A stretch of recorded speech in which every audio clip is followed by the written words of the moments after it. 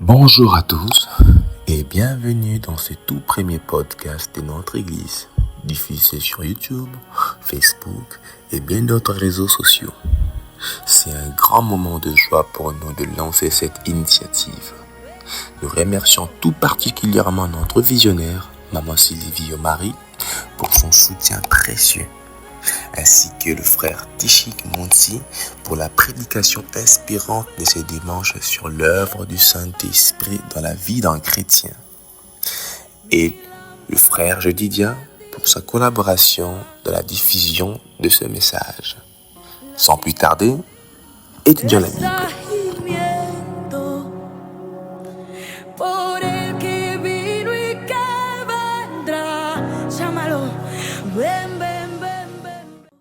Comme cela a été partagé lors de la prédication, le Saint-Esprit est une personne qui désire marcher à nos côtés au quotidien. Il ne nous a pas été donné simplement pour en parler, mais pour nous accompagner, nous transformer et nous enseigner. En suivant ces instructions, nous pouvons découvrir pleinement les réalités divines. Alors, quels sont le rôle du Saint-Esprit? Premièrement, c'est un consolateur. Il est là pour apaiser nos fardeaux. Deuxièmement, c'est un enseignant. Il nous guide dans la vérité et nous apprend le voie des dieux. Troisièmement, c'est un convicteur du péché.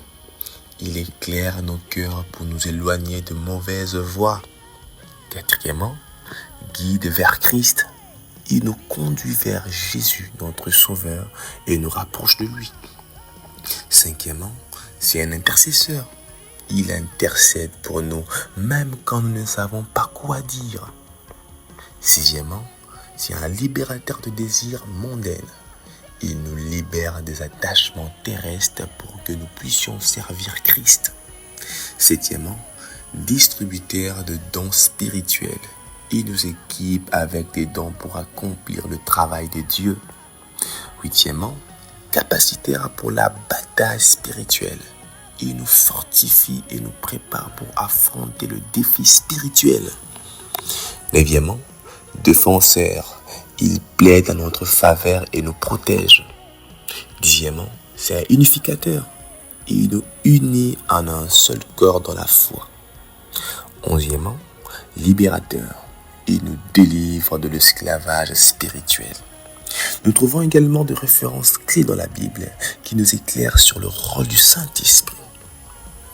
Dans Ésaïe chapitre 61, verset 1, dans la version Louis II, il est écrit « L'Esprit du Seigneur, l'Éternel, est sur moi, car l'Éternel m'a oint pour porter de bonnes nouvelles aux malheureux.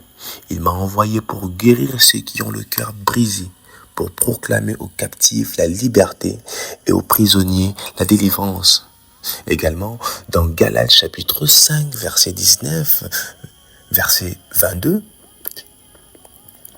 dans la version Louis II toujours, ces passages parlent des œuvres de la chair et des fruits de l'esprit, comme l'amour, la joie, la paix, la patience, la bonté, la bienveillance, la foi, la douceur et la maîtrise de soi.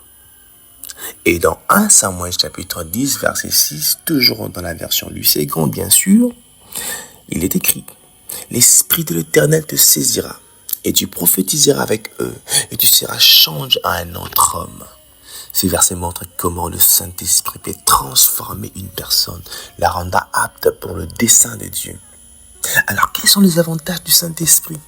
Premièrement, protection. Il nous protège des attaques des ennemis.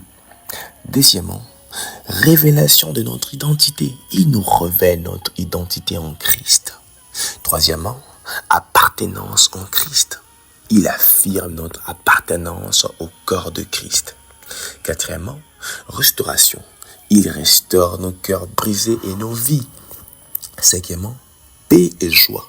Il nous remplit de paix, de joie et d'assurance.